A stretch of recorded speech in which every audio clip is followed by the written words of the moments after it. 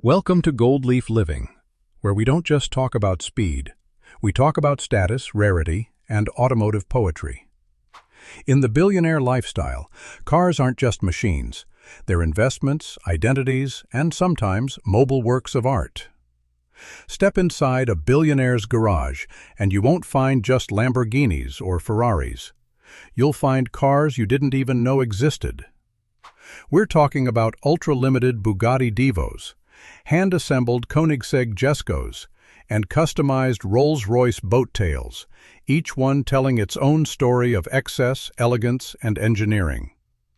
For billionaires, the garage isn't just storage, it's a sanctuary. In Malibu, some garages are larger than most homes, designed with Italian marble floors, rotating platforms, and biometric gates. In Dubai, subterranean vaults store 80 to 100 cars, each monitored by a full-time team of detailers and mechanics. There's no dust, no disorder, only precision. Let's talk Bugatti. The Bugatti La Voiture Noire, which translates to the black car, is not just expensive, it's one of a kind. Sold for over $18 million, it features a carbon fiber body, handcrafted interior, and a 1,500 horsepower quad-turbocharged W16 engine. Only one person owns it. That's not luxury, that's legacy. But the billionaire taste doesn't stop at power. It extends to personalization. Rolls-Royce's Coach Build program allows owners to sit down with designers and create a car from scratch. Want a dashboard made from 5,000-year-old wood? Done. Want the paint to match your yacht or private jet? Easily arranged. And let's not forget Pagani, a brand that redefines bespoke craftsmanship. Each Pagani Huayra can be built with custom carbon titanium weave, tailored seating geometry, and even airbrushed family crests under the clear coat. You don't choose a Pagani, you build your personality into one. Some billionaires go further. In Germany, a few collectors commission fully road legal race cars, like Le Mans prototypes or F1 engine swaps, for personal use. In California, Jay Leno's collection includes steam-powered cars, forgotten concept vehicles, and military transports, all restored to pristine condition. Not because he needs them, but because he values story over speed. Car vaults in Monaco, Geneva, and Hong Kong serve as both protection and exhibition spaces. Some garages use robotic lifts to move rare cars between display floors. Others simulate outdoor driving conditions, keeping fluid circulating and tires perfectly rotated, even if the car hasn't left in years. Every detail matters. What separates a billionaire's car experience is movement with meaning. For example, a Saudi billionaire's convoy may include 6 bulletproof SUVs, but the lead vehicle? A custom Mercedes-Maybach, armored and finished in desert gold. In LA, some billionaires take classic Porsche 356s through canyons, not because it's faster, but because it connects them to a purer time, a slower thought, a deeper presence. Electric hypercars are also entering the billionaire space. The Rimac Nevera and Lotus Avaya are redefining performance with silence. No roar, just instant torque, sleek lines, and cutting-edge batteries developed with aerospace-grade cooling. It's not just speed, it's the future, and billionaires always drive ahead of the curve. And what about cars you'll never see? Some billionaires own prototypes not available to the public.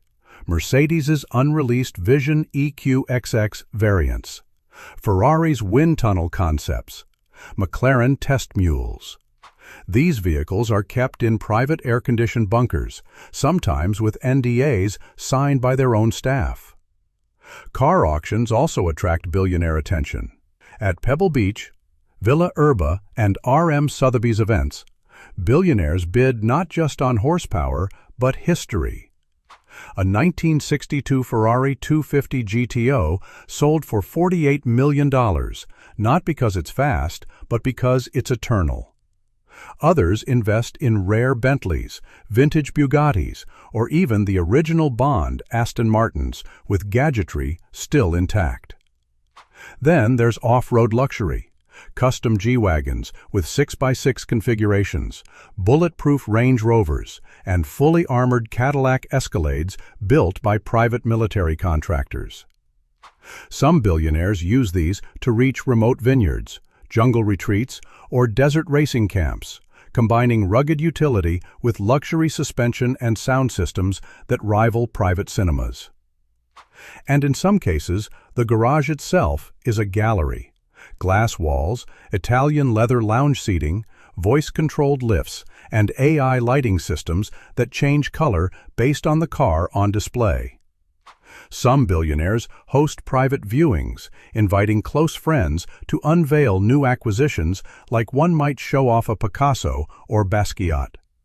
Billionaire children often receive their first luxury car before age 18. But it's not always a Lamborghini. In some cases, it's a restored vintage Jaguar E-Type or a handmade Morgan three-wheeler, given not for speed, but for character building. The message?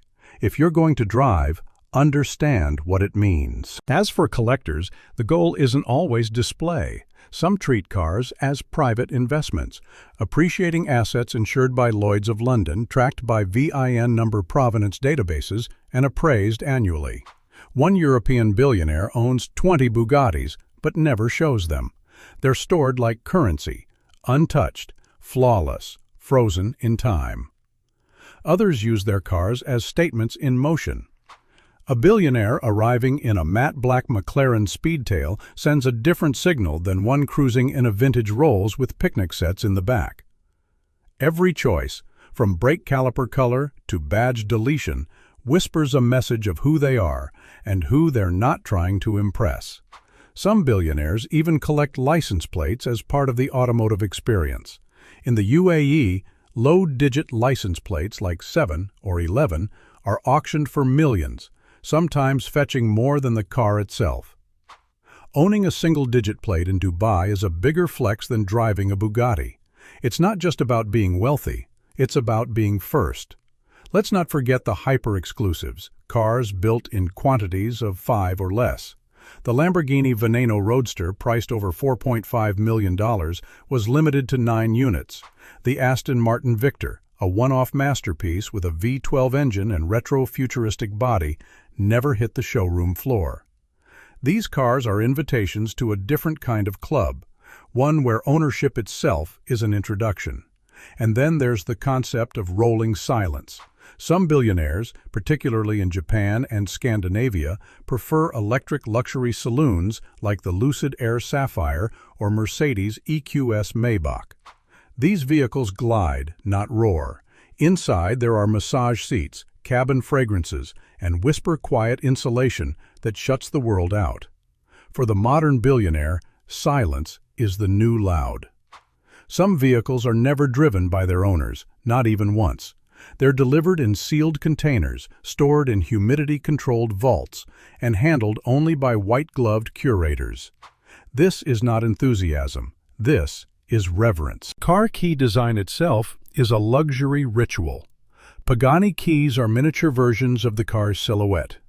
Bugatti offers a speed key to unlock the car's full 260+ mile-per-hour potential, but it's delivered only in person with a ceremony. Rolls-Royce allows you to embed custom gemstones into the key. For billionaires, unlocking the car is just as curated as driving it. Some use their cars as artistic canvases. One Middle Eastern billionaire worked with Damien Hirst to create a one-off Bentley wrapped in butterfly-themed pop art. Another commissioned a Tesla Cybertruck wrapped in forged carbon fiber just to provoke conversation at a tech summit. These cars are conversation starters, social weapons, brand statements, mood boards. Others invest in driving experiences more than horsepower. Think Bugatti's secret test track in France or Porsche's ICE driving school in Finland. There's even a billionaire-only membership to a floating hypercar club, where a different exotic car is flown to your yacht in each country you dock. Some collectors now use blockchain and NFTs to certify authenticity and ownership history. One Hong Kong billionaire minted an NFT tied to his Ferrari Enzo, allowing him to track value, provenance, and even rent the car digitally for virtual showrooms. It's not just about steel and rubber, it's about digital permanence. And when it comes time to pass these treasures on, the transition is ceremonial. In one ultra-wealthy family, each heir receives a handwritten journal detailing the story behind each car, when it was bought, why it matters, and when it should be driven. This transforms ownership into heritage. So what does all of this say? It says that for billionaires, the car is never just a vehicle. It's a vault of style, history, emotion, and status. Whether they drive it, hide it, fly it to another continent, or just watch it spin on a marble turntable, the car speaks volumes without making a sound. This is Goldleaf Living, where speed meets legacy and every curve has a purpose. Like and subscribe for more insights from the rarest corners of wealth.